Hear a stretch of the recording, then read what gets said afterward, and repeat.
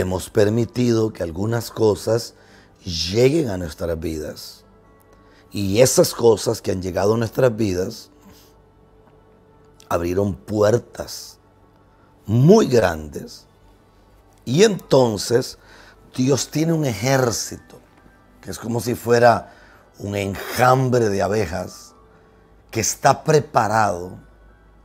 Y ese ejército, según la Biblia, tiene el poder de devastar cosechas, de arruinar todo lo que se plantó, de hacer que los ojos se llenen de dolor, nos llenemos de angustia, estemos en medio de escasez, de ruina, de miseria.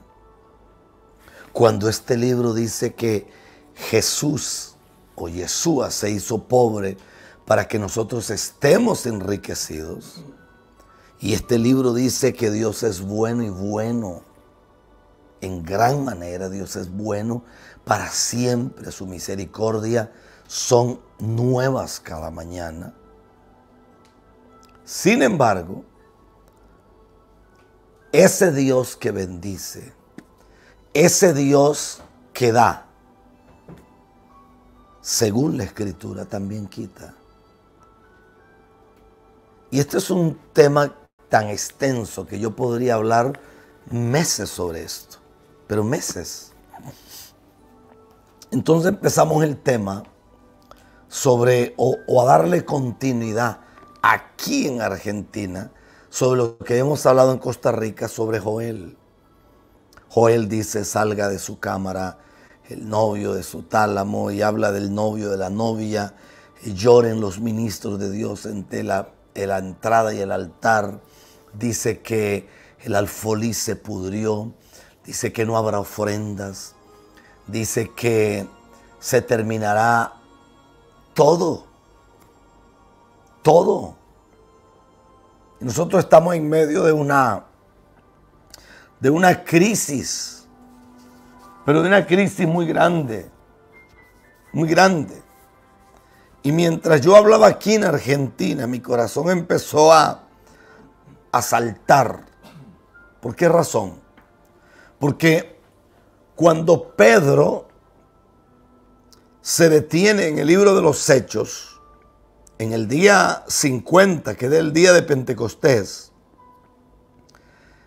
ese día, que era una fiesta tremenda que se celebraba en Jerusalén, y la Escritura dice: y de repente vino el Espíritu Santo y llenó la casa, y se les repartieron como lenguas de fuego. No eran lenguas de fuego, eran como lenguas de fuego. Y cada uno hablaba en idiomas que jamás habían conocido. Hablaban en medos, en persas, en Capadocia, de Frigia, de Panfilia, del Ponto, de Cirene, de Capadocia. Hablaban el idioma de los cretenses, hablaban el idioma de los africanos que estaban al otro lado del mar. Hablaban idiomas diversos. Y ese día Pedro se pone de pie, y cuando hace el llamado, dice la Biblia que se convirtieron como 3,000 personas. Eso fue impresionante. Y Pedro cita a Joel. Qué cosa interesante. Pedro cita a Joel, y Pedro dice, porque había un murmullo entre la gente, y el murmullo era que esta gente estaba mal de la cabeza, que estaban ebrios. Entonces Pedro se pone en pie y, alzando la voz, es un anuncio muy fuerte. Pedro dice: no, varones hermanos, esto no es lo que ustedes creen. No. Esto es el cumplimiento de una profecía que fue dada hace cientos de años. Esta profecía tenía más de 800 años. Y Pedro dice: Esto es lo dicho por el profeta Joel. Y en los postreros días, es decir, en los días que vienen, en los días que se avecinan, en los días que se avecinan, el Señor derramará de su espíritu sobre toda carne. Y esto que ustedes ven es exactamente lo que un hombre cientos de años atrás miró. Y entonces parece que el pensamiento cambió porque la gente se detiene y cuando Pedro hace el llamado se convierte en miles. Pero lo interesante de la profecía, que se la preguntaba yo a algunos rabinos que son amigos míos, y yo me metí a estudiar fuerte el tema y a profundidad. Y es que aunque la profecía tiene que ver con la tierra del Medio Oriente, y aunque la profecía tenía que ver con Israel, hay una parte de la profecía que Pedro cita y hay una parte de la profecía que se queda gravitando. A eso se llama gravitación. Es cuando una palabra es gravitatoria. Gravitatoria es que se queda moviéndose en el ambiente hasta el tiempo en que Dios encuentre un vientre preparado que pueda tomar esa palabra, gestarla y parirla. Y esa profecía, hay una parte de ella que no es dicha. Y la parte que Pedro no cita, porque Pedro, solo cita la parte de la glosolalia, que es el hablar en lenguas. Y Pedro, cita el momento, de una manifestación, de una parusía divina. Pero hay un momento en la profecía que él guarda silencio. Y esa parte es lo que se comió la oruga, el saltón y el revoltón. Todo eso y la langosta os será restituido. En horas Israel quedó devastado. En horas Israel quedó sin vida. Vino el fuego y lo que había quedado lo desapareció. Y lo que eran campos fértiles, lo que eran sembradíos poderosísimos, quedó devastado. Y aparte de eso, vino una sequía y no había salida. Esa parte de restitución es tan poderosa, pero tan poderosa, porque yo creo que va a empezar un mover de restitución, pero no como nos lo predicaron. Que usted oye un predicador hablando que esta es la iglesia de los millonarios. No, hermanos. Eso es una falta de seriedad. Eso es una falta de cordura. Eso es una falta de sensatez. Eso es no conectar la lengua con el cerebro. Viene un tiempo de restauración para gente que ha sido devastada, para gente que por su desobediencia, por mi desobediencia, por tu desobediencia, hemos abierto puertas muy grandes a las tinieblas y Dios decidió meterse en el camino. Y hemos perdido autos, hemos perdido casas, hemos perdido familia, Hemos perdido finanzas, hemos perdido herencias, hemos perdido propiedades, los dones se apagaron, el ministerio se vino al piso. Viene un tiempo de restauración y un tiempo de reivindicación y un tiempo de restitución. Escucha esa palabra: restauración, reivindicación. Restitución, reivindicación y restauración. ¿Qué es restauración? Viene sanidad sobre tus huesos, viene sanidad sobre tu cuerpo, viene sanidad sobre tu sangre, viene sanidad sobre tu sistema digestivo, viene sanidad sobre tu sistema de hipertensión. Tienes problemas de hipertensión, se te sube la presión, se te sube esto, sube lo otro. Viene sanidad sobre todo tu cuerpo.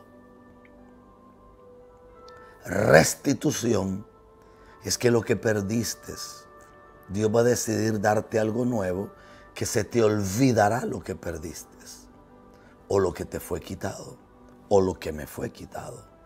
Y viene un tiempo de reivindicación. Reivindicación es que donde te tiraron la puerta en la cara, te la tendrán que volver a abrir. Familiares tuyos que no creen en tu llamado, que más bien te cuestionan, que te tienen como el loquito, como la loquita del pueblo, van a tener que detenerse y van a tener que saber que Dios existe en tu vida. Algunos de ellos aparecerán enfermos y correrán a ti por causa del Dios que está en ti. Ahora, anoche yo arranqué un tema que no había hablado jamás en 34 años. Y el tema está en primer libro de Samuel, capítulo 17. Usted conoce la historia de David y Goliat. Yo nunca prediqué de David y menos de Goliat. Pero anoche toqué algunos ingredientes que me parecieron interesantes. Uno de ellos es que David llegó como un mandadero y termina convirtiéndose en un héroe en condiciones que no eran favorables para él. Número 2. David llega a los escuadrones de Israel en medio de un conflicto de guerra. Número 3. David llegará a encontrarse con un ejército desmoralizado por sus temores. 4. Con un ejército filisteo que buscará vencer a un batallón con un solo enfrentamiento entre dos hombres y así hacer retroceder al ejército de Israel. 5.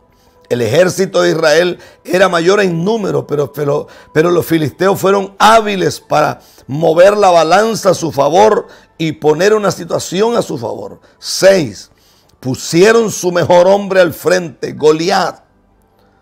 Goliat es descendiente de los hijos de Anac.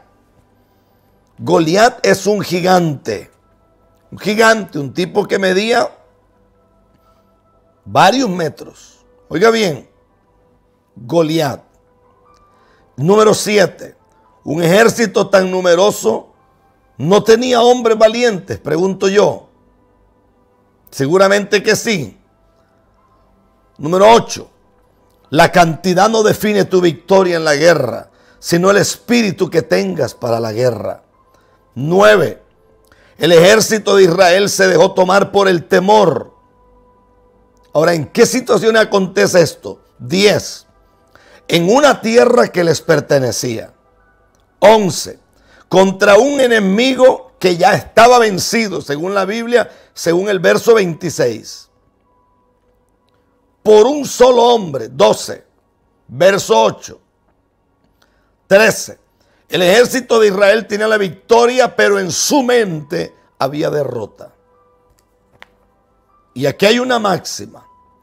Dios te puede haber dado el poder para vencer, pero mientras nuestros pensamientos estén condicionados por el cautiverio, nuestras decisiones siempre estarán regidas por un espíritu de temor. Y esto a mí me hace levantar las manos.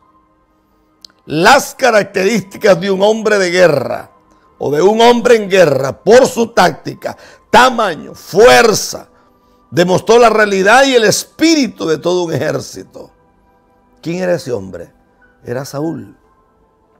En una guerra puede haber gente atrapada por el temor, pero nunca debemos creer que es la totalidad de los hombres de guerra. Verso 26 y 27. ¿Cuál fue la causa de dicha consecuencia en el cual el ejército abandona su acción de conquista? Fue su liderazgo. Fue su liderazgo. Lo repito, fue su liderazgo. Saúl tenía espíritu de temor y se lo transfirió a ellos, a una mente de opresión. Versos 13 y 14. ¿En qué situación estaba Saúl para sustraer toda la valentía de un ejército? Número 1. La Biblia dice en el capítulo 3, verso 1, verso 2 y capítulo 2, verso 1. Saúl se encontraba atormentado por una crisis interna, la cual no superaba desde el primer libro de Samuel 15, 24, 27 y 28. Capítulo 3, verso 1 y 2. Saúl tenía alivio en su desesperación por medio de la música que salía de un instrumento que tocaba David, llamado el arpa. Esto nos da a entender que él perdió la comunión. Samuel capítulo 16, 17 y 18. Él buscó llenar su vacío interior con cualquier talento que calle sus voces internas. Y aquí me detengo. Algunos de ustedes van a tener que tomar decisiones. Algunos de ustedes van a tener que tomar decisiones. Se lo digo por tercera vez. Algunos de ustedes van a tener que tomar decisiones. Porque los líderes que ustedes tienen están llenos de cualquier cosa menos de fe. Están llenos de mucha incertidumbre. Y no se mueven. Y no creen. Allá en Panamá apareció un pastor que agarró una mujer valiosa, una mujer de Dios, y le dijo: Dios me dijo que el ministerio que Él te entregó es ir a la parte de oncología del hospital, es decir, la parte donde están los cancerosos. Y una mujer con un ministerio poderosísimo se fue. Y no es la única, hay multitudes. Porque a la gente se le metió en la cabeza que hasta que el pastor abra la boca y el pastor le diga, vaya, entonces la gente dice, sí, es que hay un poder en el enviado, por amor a Dios. Hay un poder en el enviado cuando el que te envía es un hombre o una mujer que está lleno de la gloria de Dios y que recibió una revelación de parte de Dios y una palabra direccional de parte del Señor. Pero cuando la persona que te envía es una persona que no tiene ni siquiera capacidad, que lo que más bien está haciendo es esquivando su responsabilidad, ahí no hay ningún poder del enviado. ¿Qué le pasó a esa mujer panameña? Al poco tiempo apareció con cáncer. Y esa mujer murió en una cama. Una mujer alta, muy bonita ella físicamente.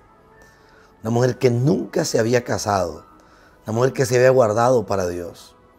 Murió hecha un cadáver. Un cadáver. Así murió.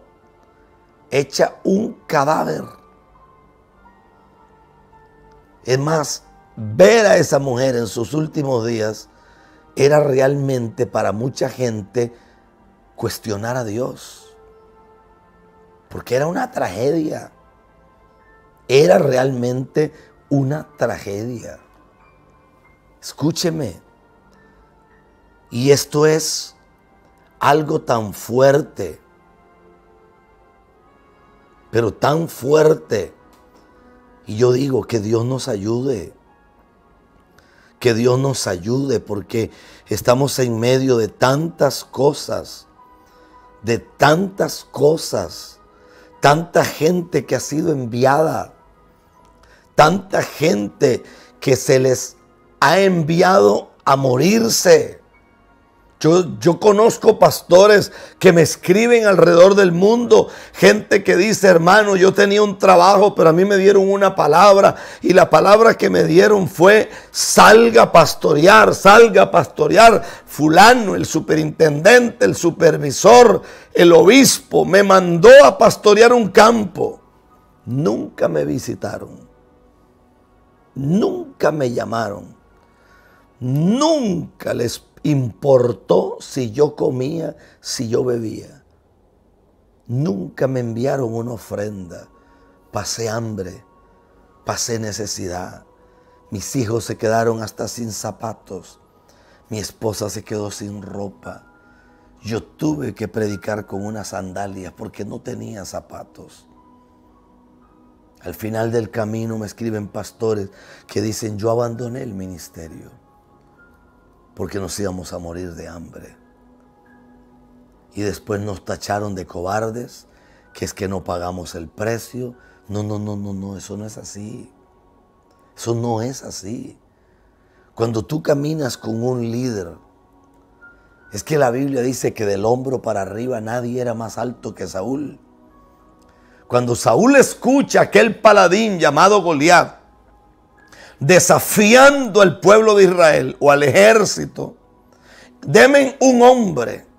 O sea, Saúl, en otras palabras, era el que tenía que enfrentarse, porque él era el único más alto. Sin embargo, aunque él fuera alto, él era demasiado pequeño para Goliat. Y todo el ejército temblaba. Hasta que llegó un muchachito con unas provisiones que el papá le mandó a sus hijos que estaban allá en el ejército.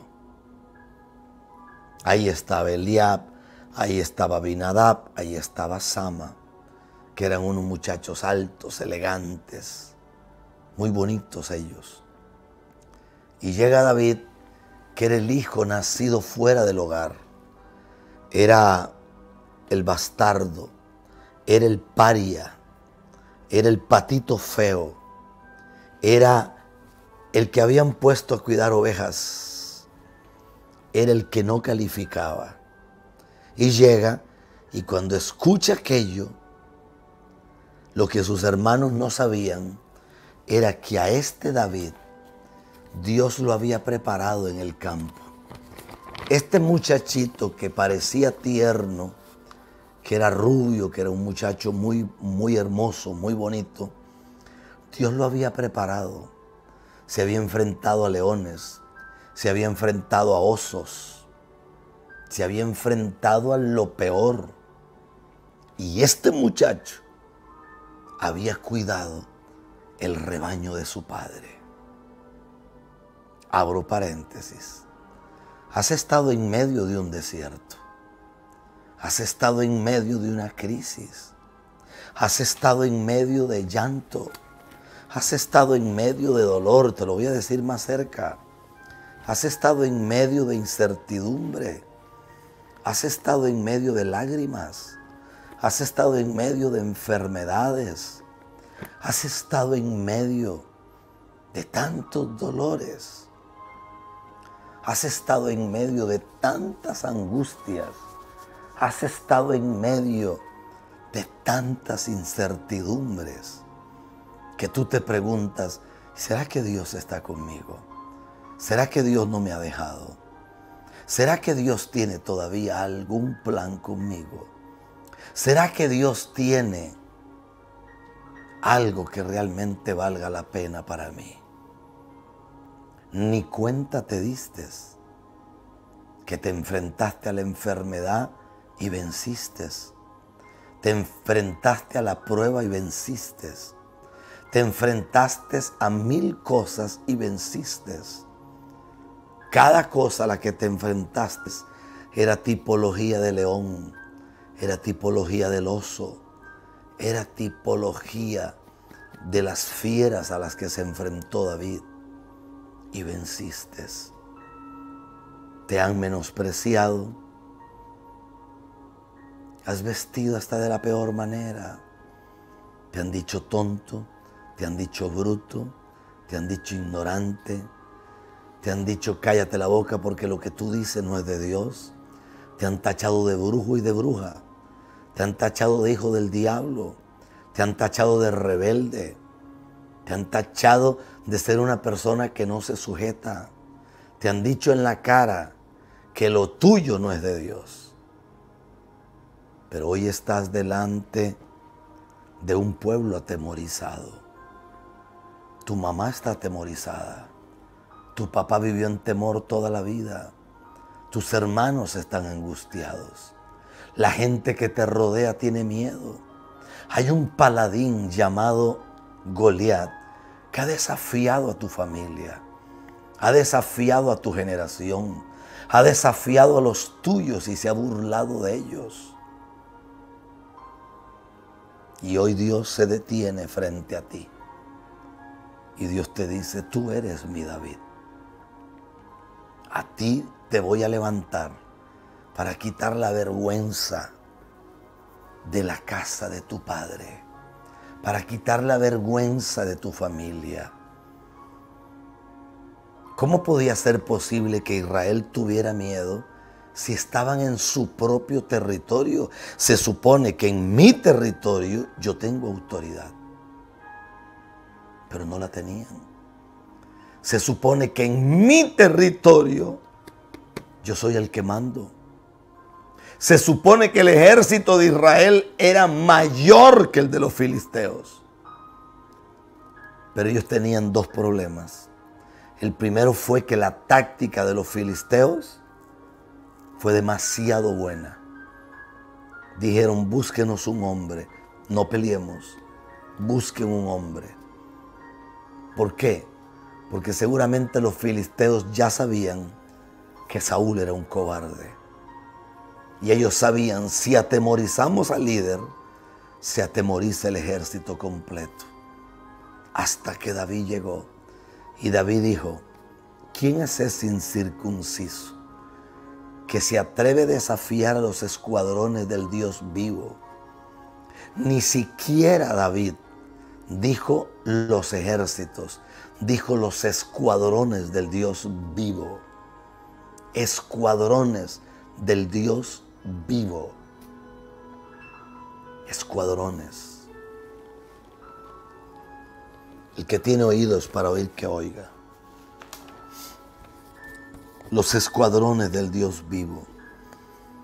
En la visión podemos tener las herramientas correctas, pero con un espíritu incorrecto. No se puede dar lo que no se tiene. Cuando vivimos como Saúl podemos dar buenas sugerencias, pero no mostramos ni transmitimos a un Dios vivo. David nos enseña las características de los determinados. Los determinados son aquellos que antes de ir a una batalla ya vieron su victoria asegurada. Antes de enfrentarse al enemigo ya lo vieron caer.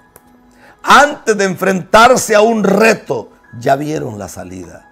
Antes de enfrentarse a una situación, ya vieron al Dios de Israel con ellos. Estoy hablando a usted en el nombre de Jesús. Usted tiene que tomar decisiones en esta hora. Usted no puede seguir esperando a que sus dones se mueran. ¿Y qué si el Señor te llama a ti y a mí a un encuentro personal y morimos? ¿Qué excusa le vas a dar a Dios si el Señor te entregó dones, si el Señor te entregó palabra, si el Señor te entregó ministerio, si el Señor te entregó un llamado, si el Señor te entregó a ti y a mí talentos? ¿Qué excusa le daremos? Ay no, Señor, es que yo pensé que este hombre iba a cambiar. Es que yo esperé dejar este vicio para entonces hacer algo. Es que yo esperé que mi papá cambiara para entonces. Tu papá no va a cambiar nunca. Porque tu papá tiene un espíritu religioso que no lo deja cambiar. ¿Y cuándo vas a tomar decisiones de carácter? ¿Cuándo vas a tomar decisiones serias por el reino? ¿Cuándo vamos a tomar decisiones serias? Te estoy hablando a ti que tienes que tomar una decisión hoy en el nombre de Jesús. Tienes que tomar una decisión ahora, no mañana. Hay miles que te están esperando. Hay todo un ejército atemorizado. Y tú eres el David de Dios. Es que a mí mi mamá no me quiso. Es que a mí me regalaron desde pequeño. Es que yo desde niño tenía problemas para hablar. Yo crecí con mi abuela, crecí con una tía, crecí con mi abuelo. Mi mamá nunca me reconoció, mi papá tampoco. A mí me han tachado de gordo, me han tachado de feo, me han tachado de ignorante, me han tachado de tonto, de tonta, de bruto. ¿Y qué? A David también lo tachaban de eso. Pero este es el día que hay que tomar decisiones. Este es un día donde hay que caminar y creerle al Dios de los cielos. David nos enseña características de los determinados. No definas tu victoria por los resultados tristes de tu familia en la misma guerra que hoy tienes que enfrentar. Segundo, algunos en tu casa siguieron la voz del temor y esto lo llevó a la guerra, pero los mantuvo fuera de ella. Tercero, los llevó a guerras económicas y se mantuvieron en ella sin ver ningún resultado y al contrario heredaron grandes deudas. Los llevó a guerras familiares y los mantuvo en el fracaso del dolor sin ninguna bendición para su hogar. La voz de la fe te llevará a la guerra, pero primero te entrenará en el campo. Dios lo llevó primero a Belén. En ese lugar lo entrenó en el cuidado de ovejas, peleando contra osos y leones. Escuche esto: osos y leones. Quinto, si no me equivoco, Dios nos sacará a cosas mejores cuando aprendamos a defender lo que hoy tenemos. La Biblia dice que Belén significa casa de pan. Dios te dará una mayor revelación hasta que demuestres que tienes capacidad por pelear lo que hoy tienes.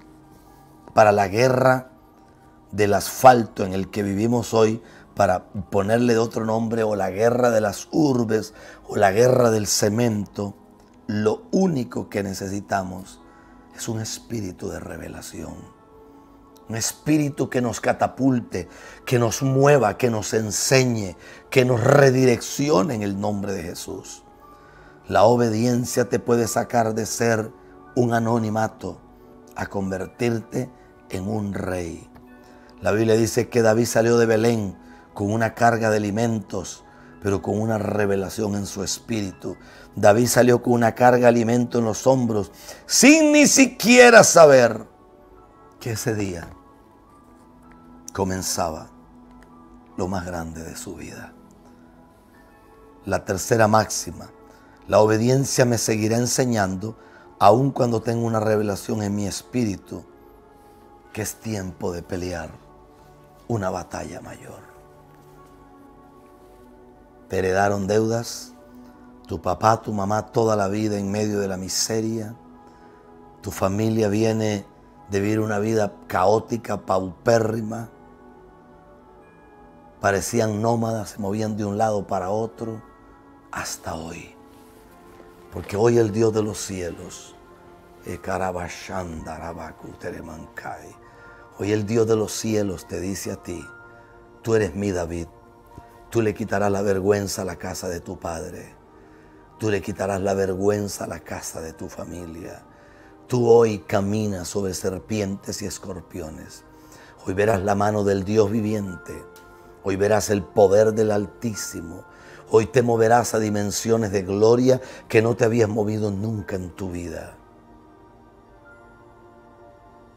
Hoy Dios te entrega herramientas. Para David era una piedra. Para ti puede ser otra herramienta, porque Dios no pelea las batallas igual. Puede ser que el Goliat que enfrentaba David era un hombre. Puede ser que el Goliat que tú enfrentas hoy es una enfermedad. Pero hoy sale de esa enfermedad sano, sana en el nombre de Jesús. Puede ser que el Goliat para ti es una crisis familiar. Y hoy Dios te entrega la autoridad para caminar sobre serpientes y escorpiones.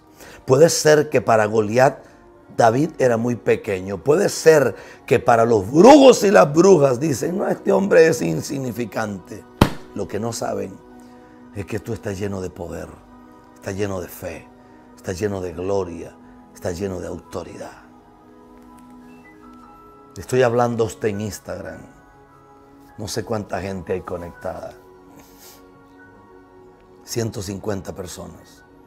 Estoy hablando a usted en Facebook. A usted que nos mira en Facebook. A usted que nos mira en YouTube. No sé cuánta gente tenemos por ahí. 1200 personas. 1200. Le estoy hablando a usted. Usted necesita compartir esto con decenas de personas. Este es el día que Dios te da una victoria que no habías tenido. Que Dios te pone por cabeza y no por cola. Este es el día donde los cielos se abren y destilan gloria.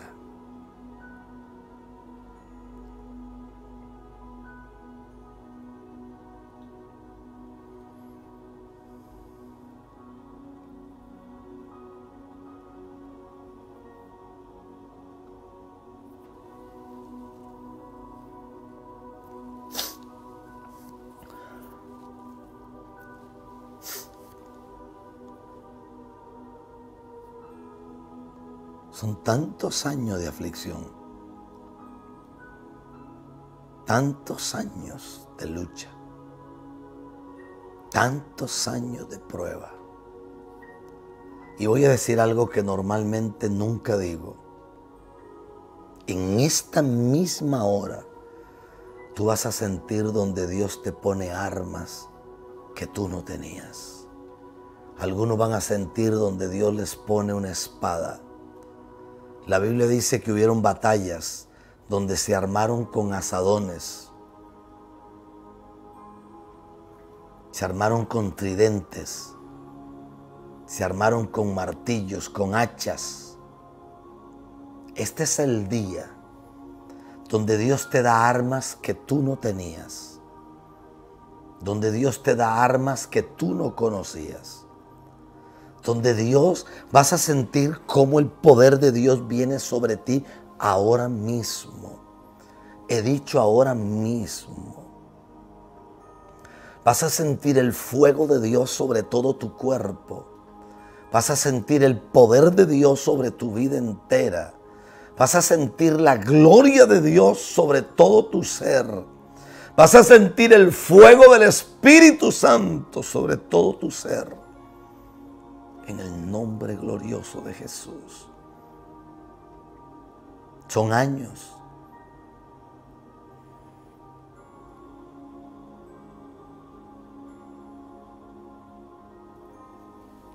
Son años. Usted sabía que hay pasajes que son aislados, porque no tienen otro pasaje que sea paralelo, que tenga paralelismo con él. Y al ser un pasaje aislado, entonces no se puede tomar literalmente para decir esto tiene que pasarme a mí. Solo hay una vez en la Biblia donde un hombre llamado Eliseo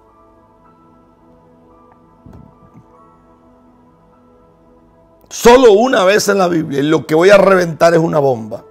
Solo hay una vez en la Biblia en que un hombre llamado Eliseo decidió caminar con otro hombre llamado Elías por 30 años.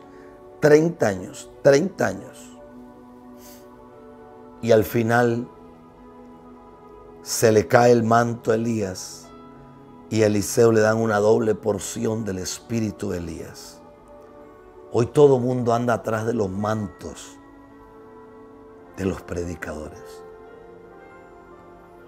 Sin temor a equivocarme, la inmensa mayoría de gente ni mantos tiene. Ni manto tiene. Ni mantos tiene. Y entonces yo le pregunté a Dios,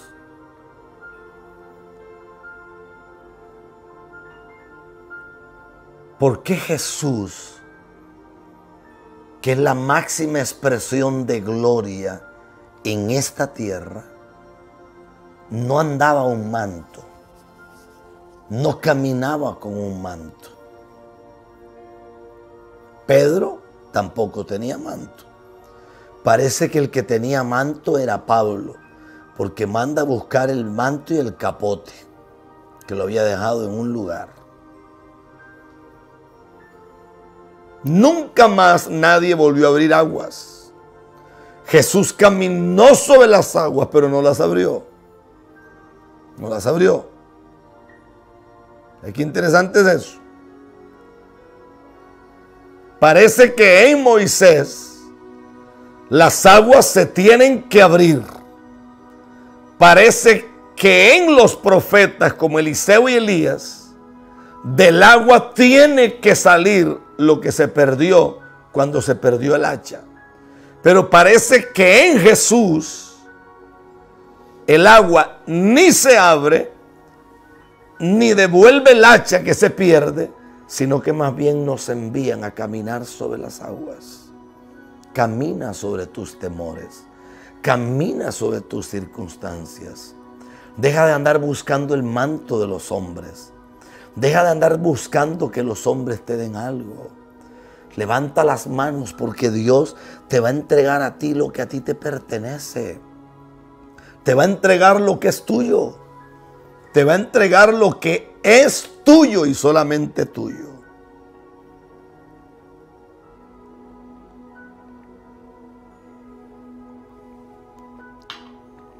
Nosotros no estamos transmitiendo en vivo porque hemos tenido unas situaciones y es que el internet aquí es realmente malo. Entonces, el internet no nos ayuda en nada.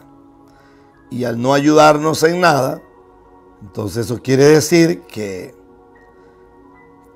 estamos en un problema. Entonces lo que estamos haciendo con Daniel es que se están grabando los cultos. Y por la noche, entonces nosotros llegamos, o él llega, se acuesta muy tarde.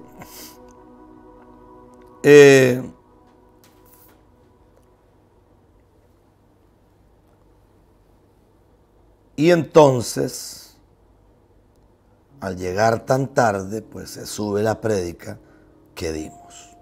Así estamos funcionando en esto. Y agradecemos a Dios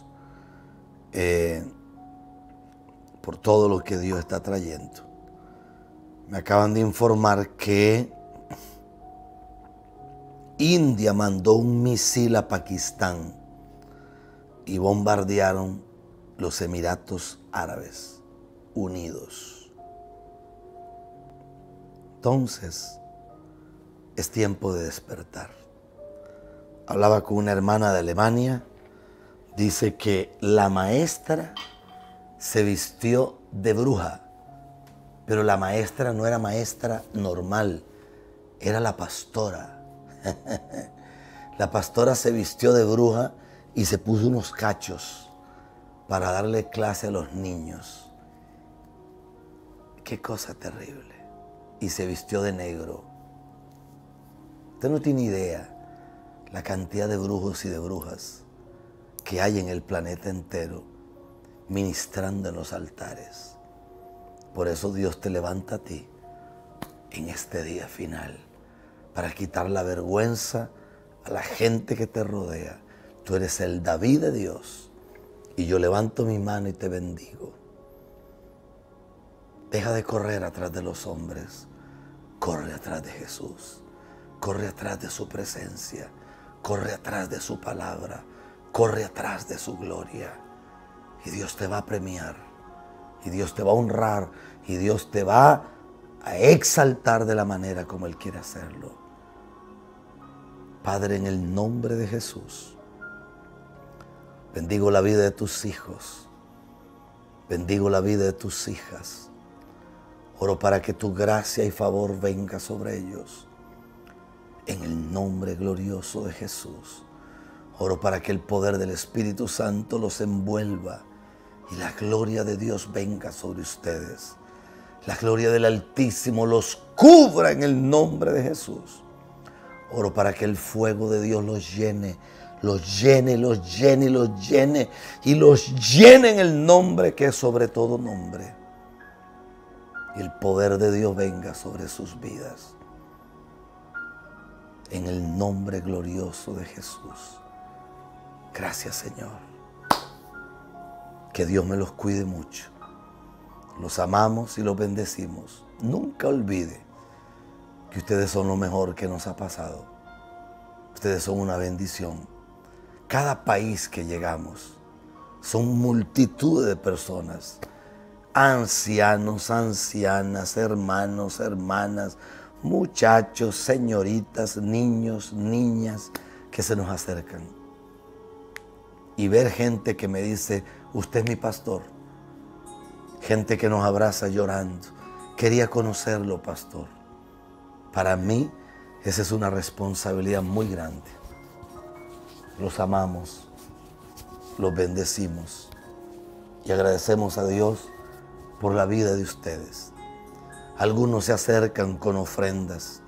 Pastor, esto es una ofrenda que he guardado. Gracias de corazón. Sea fiel a Dios. Dejemos de ofender a Dios. Dejemos de robar. Dejemos de robar. En Costa Rica tenemos un simple móvil que está ligado a un número de teléfono 8919-5923. 8919-5923. Repito, 8919-5923. La hermana Angelín, allá en Honduras, ella tiene un número nuevo.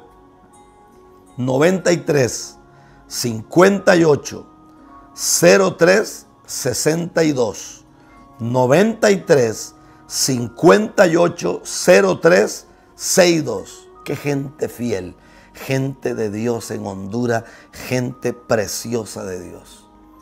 En Panamá, 6421 6421 0677. 6421-0677. Ahí está el hermano José. Llámelo, envíe una ofrenda. En Colombia, 316-4213 450. 316-4213 450. Yo bendigo al pueblo de Colombia.